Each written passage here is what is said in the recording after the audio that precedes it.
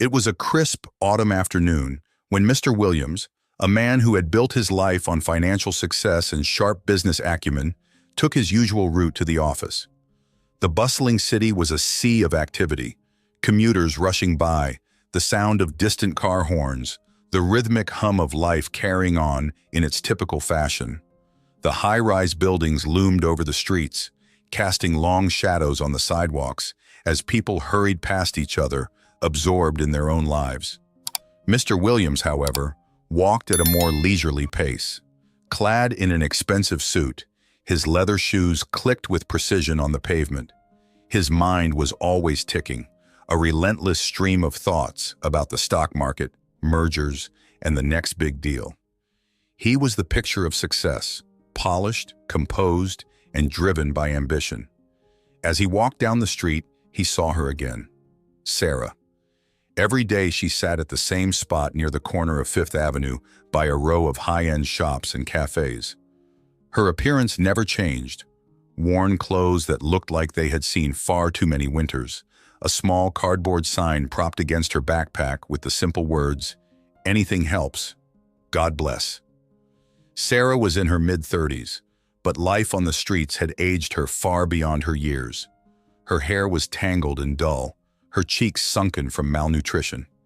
Yet despite her haggard appearance, there was a quiet dignity about her. She never begged or called out for money, only sat quietly with her sign as the world passed her by without so much as a glance. Mr. Williams had never given her much thought before. He would see her, note her presence, and then swiftly return to the thoughts that occupied his mind. Business deals, profits, his next vacation to some far-off exotic locale. But today was different. Today, something tugged at him, something he couldn't quite place.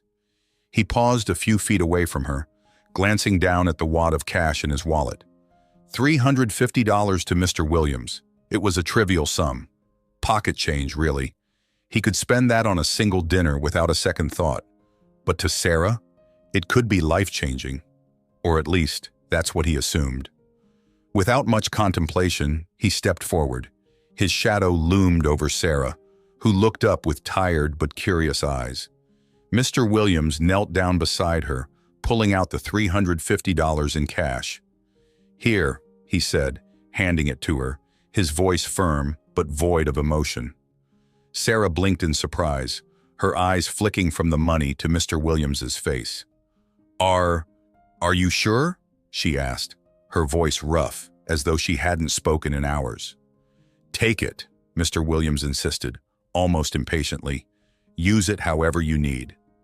His curiosity piqued, but his intentions were far from altruistic. He wasn't doing this out of compassion or kindness. In truth, it was more of an experiment. He wanted to see what she would do with the money. Would she run off to buy alcohol, waste it on cigarettes or drugs? Or would she surprise him? Sarah hesitated for a moment, then slowly reached out and took the money from his hand, her fingers trembling as she did. "Thank you," she whispered, clutching the cash tightly as though afraid it might vanish. Her gratitude was sincere, but there was something else in her eyes, something like fear, or perhaps disbelief, as if she couldn't quite believe that someone would offer her such a sum without expecting anything in return. Mr. Williams stood up, towering over her once again. He nodded curtly and turned on his heel, walking away without another word. As he strolled down the street, his mind already drifted back to the mountain of tasks waiting for him at the office. He pushed Sarah and the $350 out of his thoughts, treating the act like a mere transaction, nothing more. Still, the idea of it lingered in the back of his mind, almost like a game. What will she do with the money, he wondered. Blow it all at once? Maybe she'll go buy herself something ridiculous. The thought amused him as he continued walking, his expensive shoes clicking rhythmically against the concrete. He passed luxury shops filled with people who wouldn't think twice about spending hundreds, even thousands, on a single item. To them, $350 was a few splurges at the latest fashion boutique. But to someone like Sarah, it could mean the difference between surviving another week on the streets or falling even deeper into despair. As Mr. Williams approached his office building, he didn't notice the small, nagging feeling growing in his chest. Perhaps it was guilt, or maybe it was the first glimmer of something more, a tiny crack in the armor of indifference that had shielded him for so long. But for now, he pushed it aside. The world of wealth and business was his domain, and people like Sarah, they were just a fleeting thought, or so he believed. The next morning, Mr. Williams found himself unable to shake the thought of Sarah and the $350 he had given her. He hadn't meant to care about what she did with the money. After all, it was just a passing curiosity. Yet, as he sat in his pristine office overlooking the city skyline, sipping his usual black coffee, the memory of Sarah's tired eyes and trembling hands as she took the money lingered in his mind. What had she done with it? His office was a reflection of his life, sleek, modern, and meticulously organized. Everything had its place: the polished mahogany desk, the floor-to-ceiling windows that bathed the room in natural light, the abstract art on the walls that he had never really looked at. It was a world of wealth and power, a bubble far removed from the harsh realities of the streets below. But something about Sarah had unsettled him. Perhaps it was the quiet dignity in her posture, the way she had hesitated before accepting the money, or maybe it was the fact that she had never asked for anything in the first place. Whatever it was, Mr. Williams couldn't let it go. That afternoon, he left his office earlier than usual, his mind no longer focused on meetings or contracts. Instead, he found himself walking back to the same street corner where he had first encountered Sarah. The city bustled around him as usual. Cars honked, people rushed by, oblivious to the world outside their own. But Mr. Williams wasn't focused on the noise or the crowds. His eyes were scanning the streets, searching for Sarah. He spotted her in the distance, sitting in the same spot as before, her small cardboard sign propped up beside her. She looked the same, worn, weary, and out of place amidst the wealth and privilege that surrounded her. But this time, something was different. Clutched in her hand wasn't the $350 he had given her, but a simple plastic bag from a local grocery store.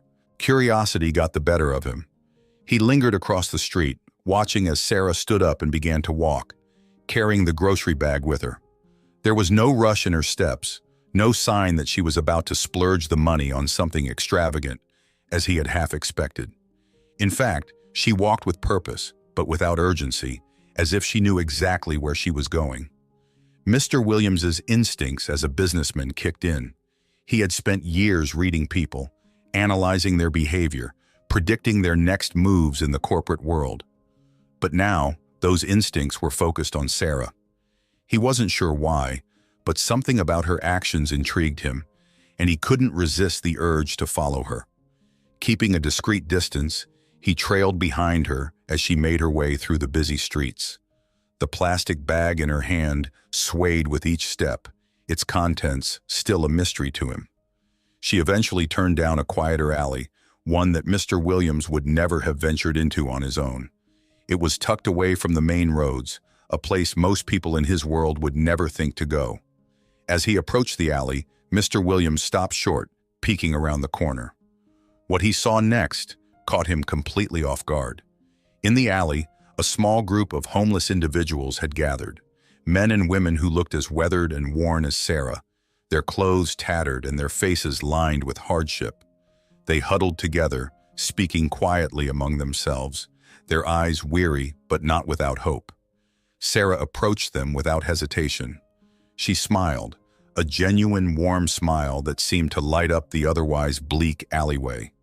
She crouched down and opened the plastic bag, revealing its modest contents: a loaf of bread, a small container of soup, and a few pieces of fruit.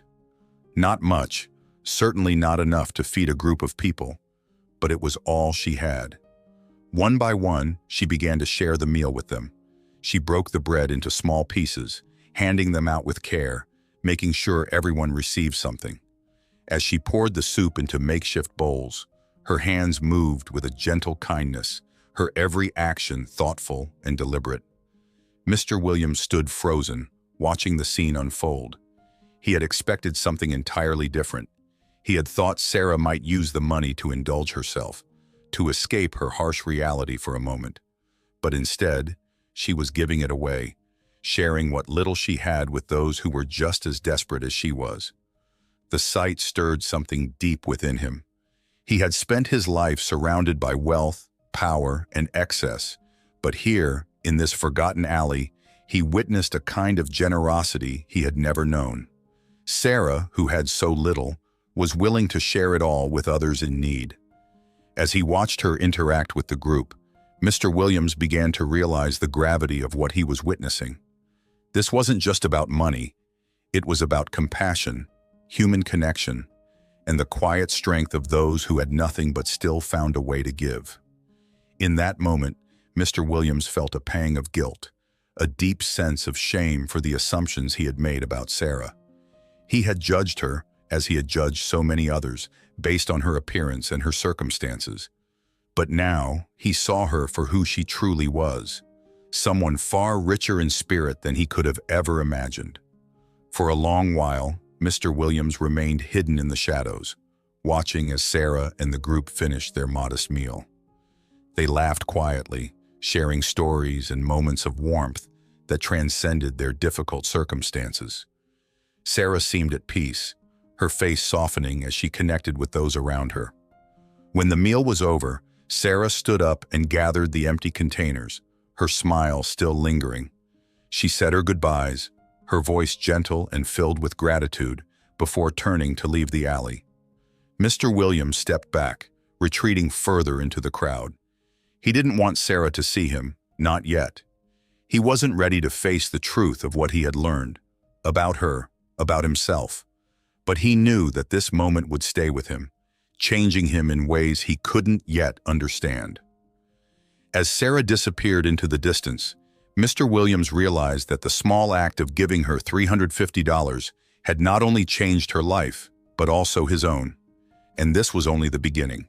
That afternoon, the thought of Sarah and what she had done with the $350 weighed heavily on Mr. Williams.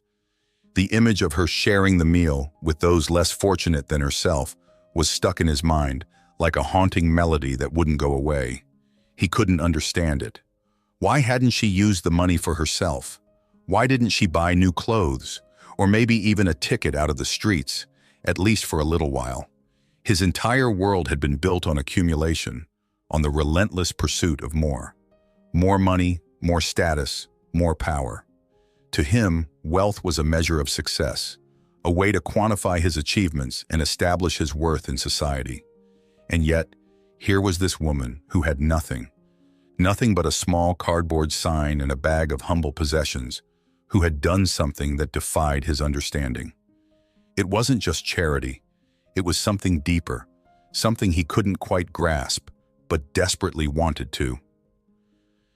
That evening, Mr. Williams found himself wandering back to the same street corner where Sarah had always sat. The bustling city moved around him in its usual rhythm, but he felt disconnected from it, as if the cacophony of car horns, chatter, and footsteps were muffled, happening in a world apart from his own.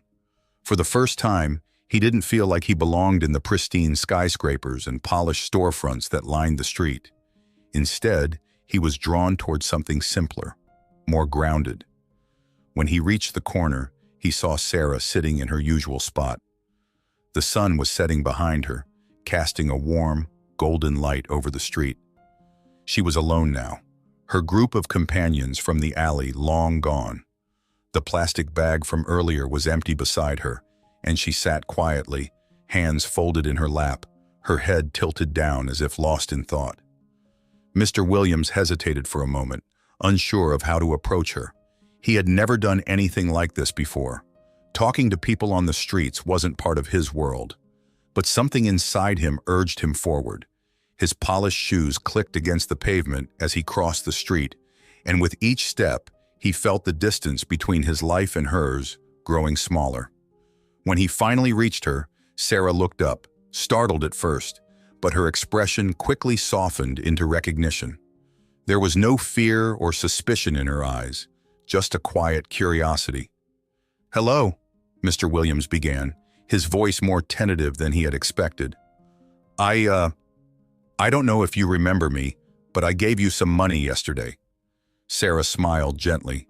"Yes, I remember. You gave me quite a bit." He nodded, shifting uncomfortably. "I was watching earlier. I saw what you did with the money. You shared it with others. I wasn't expecting that." There was no judgment in his tone, just genuine surprise. He wasn't here to scold or criticize her decisions, but to understand. Sarah looked at him for a long moment, her tired eyes reflecting a quiet wisdom. She didn't speak right away, as if choosing her words carefully, or perhaps as if she didn't feel the need to rush into an explanation. "I've learned over time," she said finally, her voice soft but steady, "that material things don't last. No matter how much you have, it can be taken away in an instant. But kindness, community, that stays with you. It's something you can carry even when you have nothing else." Her words hung in the air between them, heavy with meaning. Mr. Williams felt a strange pull in his chest, a sensation he hadn't felt in years. It was as if something deep inside him had stirred, something he had buried long ago beneath the weight of his responsibilities, his wealth, and his need for control. "But you could have used that money to help yourself," he said, almost as if he were reasoning with himself more than with her. "You could have bought new clothes, or food for a week, or—" Sarah shook her head gently, a small smile playing on her lips. "I've been on these streets for a long time, Mr. Williams," he said quickly. "My name is Mr. Williams." "Mr. Williams," she repeated. "I've learned that no matter how much you try to help yourself, you'll always be alone if you don't reach out to others. Sure, I could have bought new clothes or a nicer meal, but what good would that have done in the long run? Tomorrow, I'd still be here, and those people I shared with would still be hungry. But by helping them, by sharing what I had, we all got a little bit of comfort today, and that's something worth more than just a meal." Her words hit him like a hammer, breaking through the carefully constructed walls he had built around himself. Mr. Williams had always believed in the power of self-reliance, of pulling oneself up by their bootstraps. In his world, helping others was something you did through donations to charities, or by writing checks from the comfort of your air-conditioned office. He had never considered that real change, real connection, came from giving when you had little to spare. He stood there in silence for a moment, trying to process what she had said. It wasn't just the act of sharing that had shocked him, but the mindset behind it. Here was a woman who had lost everything, and yet she still believed that the only way to survive was by helping others. In his world, that kind of thinking would have been considered foolish, naive even. But now, standing here on this street corner, it felt like the wisest thing he had ever heard. "You don't think about what you've lost?" Mr. Williams asked quietly. "Or what you could have if you kept it all for yourself?" Sarah's eyes softened, and she shook her head. "I've lost plenty, more than I can count. But if I let that define me, I wouldn't be here today. I wouldn't be able to help anyone. What I've gained, though, the friendships, the moments of kindness, the sense of belonging, that's worth more than anything I've ever had before." Her words resonated deep within him. Mr. Williams, for all his wealth, had never truly felt that sense of belonging. His life was one of isolation, surrounded by colleagues, clients, and staff, but never by real connection. His relationships were transactional, built on deals and contracts, not on shared experiences or kindness. In this moment, standing before Sarah, he realized just how empty his world had become. "I don't know if I could do what you do," Mr. Williams admitted, his voice barely above a whisper. Sarah smiled warmly. "Maybe you don't have to, but what you did do, it helped. You gave me a chance to give to others, and that means something." Mr. Williams felt a lump in his throat. He had come here expecting to understand her, to figure out what made someone like Sarah tick. But instead, he had found something much deeper. He had found a piece of himself he didn't know was missing. As the sun continued to set, casting long shadows across the street, Mr. Williams and Sarah stood together in silence. The world around them seemed to fade into the background, leaving only the two of them, two people from entirely different walks of life, connected by a shared moment of understanding. Finally, Mr. Williams spoke again. "Is there anything else I can do for you? Anything at all?" Sarah shook her head gently. "You've already done enough, Mr. Williams. More than enough." But he didn't feel like it was enough. Not yet. He had to do more, not just for her, but for himself, for the part of him that had been awakened by her words. Without another word, Mr. Williams reached into his pocket and pulled out his business card. "If you ever need anything, a job, a place to stay, someone to talk to, call me. I mean it." Sarah took the card, her fingers brushing lightly against the fine paper. She looked at it for a moment before slipping it into her coat pocket with a soft smile. "Thank you, Mr. Williams. I'll keep that in mind." As he turned to leave, Mr. Williams felt lighter, as if a weight had been lifted from his shoulders. He walked away from the street corner, the sound of Sarah's words echoing in his mind. He had come here out of curiosity, but he was leaving with something far more valuable: a new perspective, a new understanding of what it meant to truly give. And for the first time in a long time, Mr. Williams felt like he was part of something bigger than himself. In the days following his conversation with Sarah, Mr. Williams couldn't shake her words from his mind. Everything she had said lingered like a persistent echo, bouncing around in his thoughts. He had built his entire life on the belief that success was measured by wealth and status. But now, he was beginning to question everything. Each morning, as he dressed in his tailored suits and rode in his luxury car to the office, he felt the weight of an unseen burden pressing down on him. The trappings of his wealth, once a source of pride, now seemed hollow and meaningless. For the first time in years, he was dissatisfied with his life. The meetings with clients, the deals, the endless race for more. It all seemed like a game he had grown tired of playing. There was a hollowness inside him, a void that no amount of money could fill. He found himself distracted at work, staring out of the massive windows of his high-rise office, wondering how Sarah survived each day with so little, yet seemed to possess something he had never found: inner peace and strength. Finally, after several sleepless nights, Mr. Williams decided he needed to see her again. But this time, it wasn't out of curiosity or a need to test her character. This time, he genuinely wanted to understand her life, to know what had shaped her into the person she was. He wanted to hear her story. That afternoon, he returned to the same street corner where he had first encountered her. The city was as busy as ever, with people rushing by, unaware of the profound transformation taking place in Mr. Williams's mind. As he approached, he saw Sarah sitting in her usual spot, a calm presence amid the chaos of the city. She looked up as he neared, and a flicker of recognition crossed her face.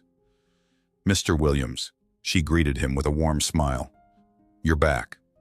"Yes," he replied, a bit more awkward than he had intended. I wanted to talk to you again, if that's okay." Sarah nodded, gesturing to the empty spot beside her. "Of course. Sit down." Mr. Williams hesitated for a moment. The idea of sitting on the cold concrete in his expensive suit felt foreign, almost absurd. But something inside him urged him to do it. He lowered himself to the ground beside her, feeling strangely vulnerable in this new environment. The sounds of the city faded into the background as he focused on Sarah, her presence grounding him in a way he hadn't expected. "I've been thinking a lot about what you said," Mr. Williams began, his voice quieter than usual. "About helping others, about community.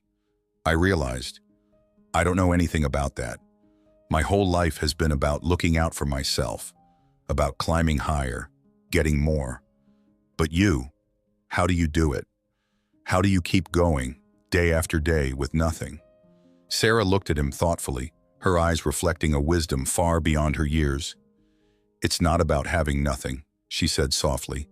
"It's about knowing what really matters.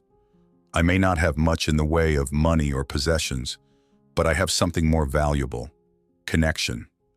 I have people who care about me, even if they don't have much to give. And I care about them. That's what keeps me going." Mr. Williams leaned back slightly, his mind grappling with her words. He had always believed that money was the key to everything: security, happiness, success.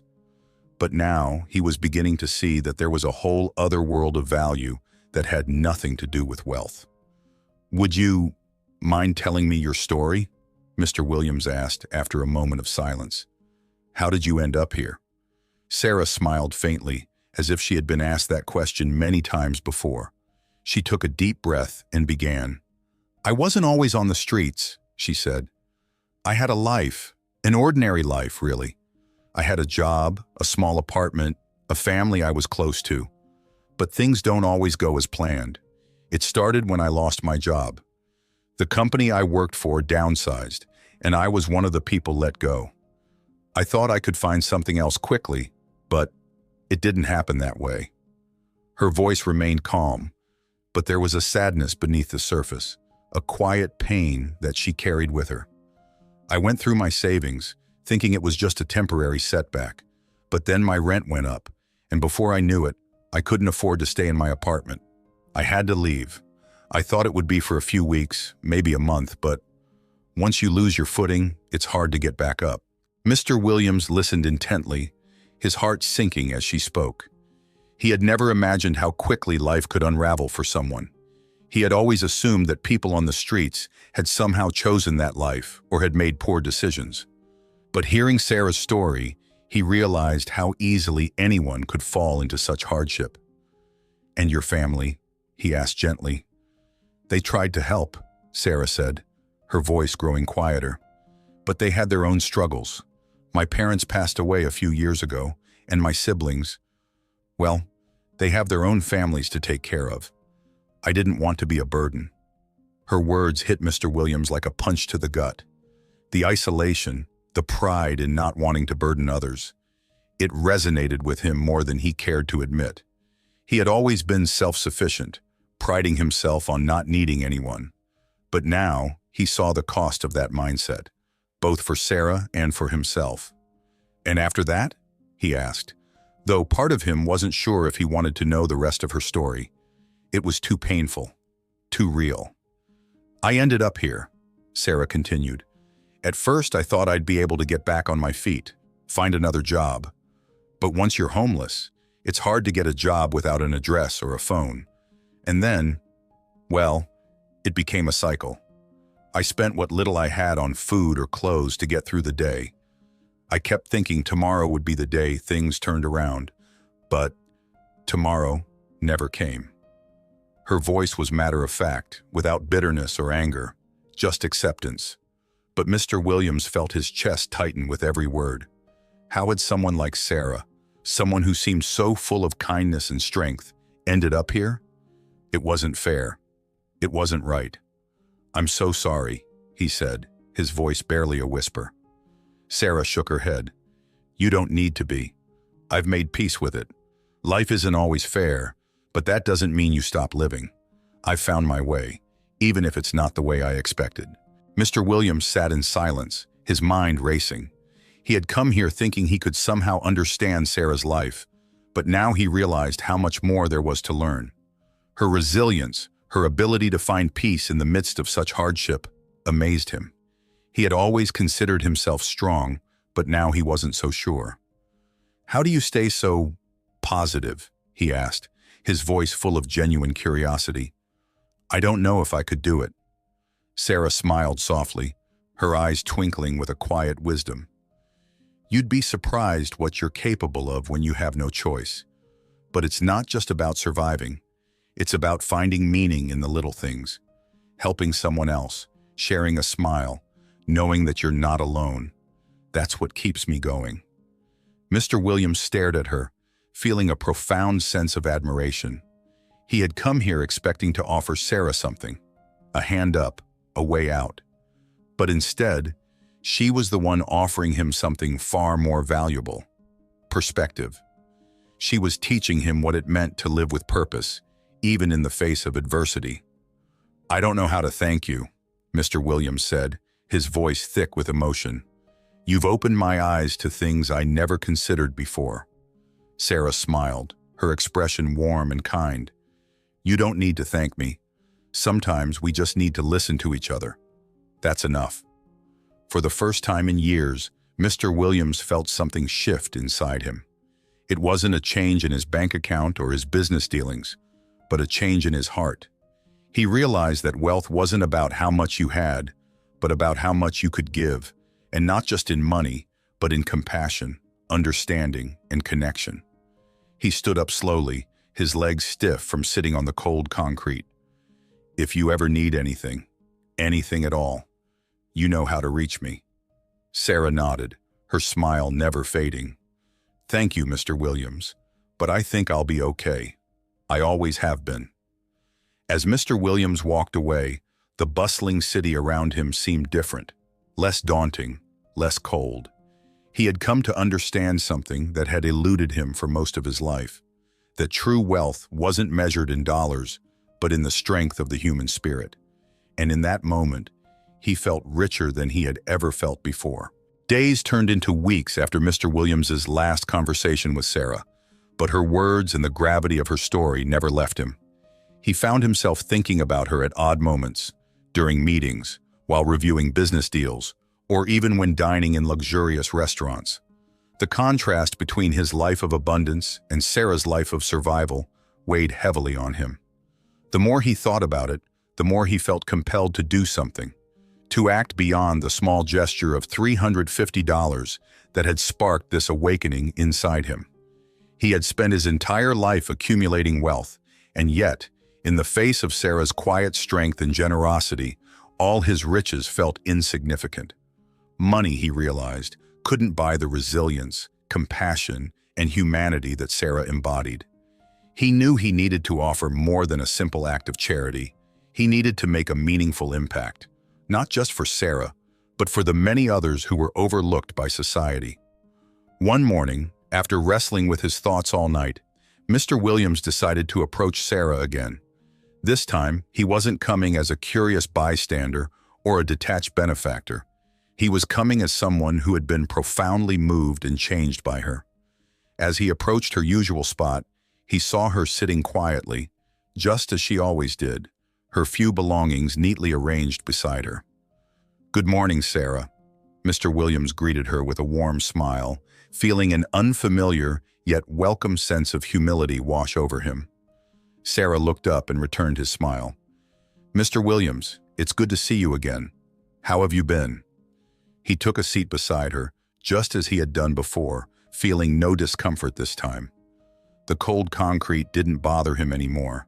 In fact, it felt grounding, a reminder of the simplicity he had come to appreciate. "I've been thinking a lot about our conversations," he began, his tone serious but gentle. "You've given me so much to reflect on, and I wanted to do something more. I want to help you. I'd like to offer you a place to stay, somewhere safe and comfortable, and help you find a job.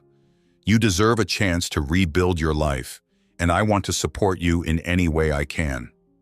Sarah listened quietly, her eyes softening with gratitude, but when Mr. Williams finished speaking, she shook her head gently. "I appreciate your kindness, Mr. Williams. More than you know," she said, her voice steady and sincere. "But I don't want to take more than I need. I've been living like this for a while, and I've learned how to get by. What I really need is just a small step, a job that allows me to stand on my own again, something that gives me purpose." Her response took him aback. He had expected her to accept the offer of a home with relief, maybe even excitement. But here she was, true to her nature, asking for only what she needed, refusing to take more than necessary. It was an act of quiet dignity that struck Mr. Williams deeply. He had offered her a handout, but what she wanted was a hand up. "I understand," Mr. Williams replied, his respect for her growing even more. "Let me help you find that step. I have connections with several businesses in the city.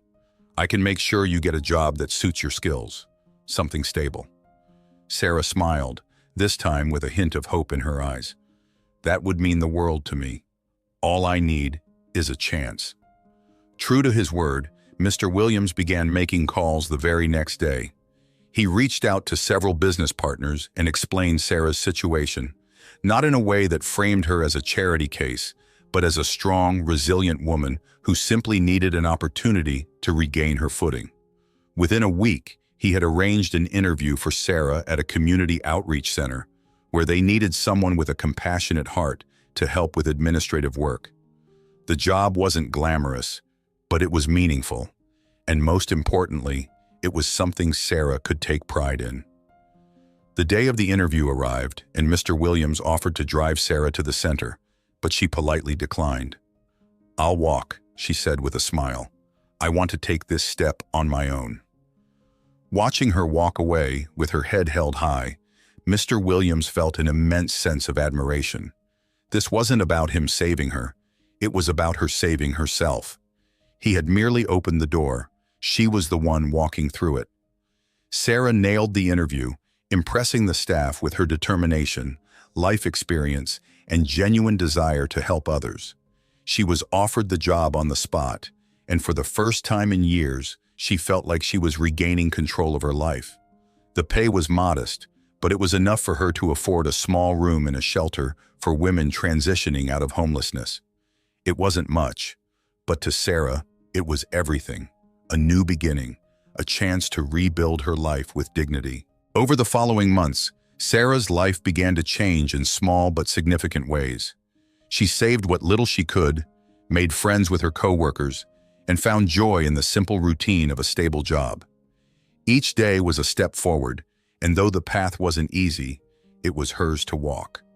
For Mr. Williams, watching Sarah's transformation was equally life-changing. He had always believed that wealth was the greatest measure of success, but now he saw things differently. Through Sarah, he learned that true wealth wasn't about what you owned, but about how you used what you had to make a difference in the lives of others. He had been given an incredible gift, the opportunity to witness the strength of the human spirit in its purest form. One evening, months after Sarah had started her new job, Mr. Williams received a letter at his office. It was from Sarah. Inside, she had written, "Dear Mr. Williams, I wanted to thank you once again for the opportunity you gave me. I'm doing well at the outreach center, and I'm saving up to rent my own apartment soon.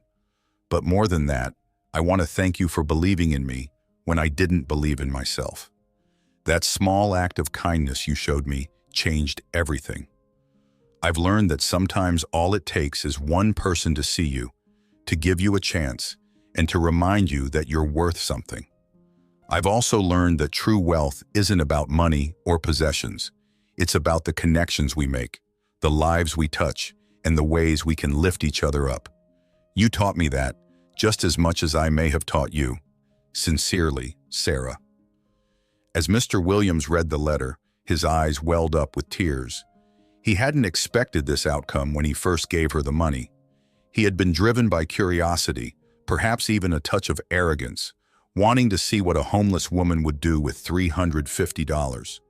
But in the end, it was Sarah who had given him the greatest gift of all, a new perspective on life, on success, and on the power of kindness. From that day forward, Mr. Williams made it a mission to continue what Sarah had taught him. He invested more time and money into community projects, helping those in need not just with charity, but with real opportunities to improve their lives. He became a mentor to others, offering guidance and support where it was needed most. And in every person he helped, he saw a reflection of Sarah's resilience, her strength, and her unwavering belief in the goodness of others. Years later, as he looked back on his life, Mr. Williams realized that the moment he handed Sarah those $350 was the moment his life truly began. It wasn't the wealth or the businesses he had built that defined him. It was the connections he made and the lives he touched along the way. If you enjoyed this story and want to hear more like it, don't forget to give this video a thumbs up and subscribe. Let me know in the comments what you thought about the story and share any themes or ideas you'd like to hear in future stories. Your feedback means the world to me. Thanks for watching.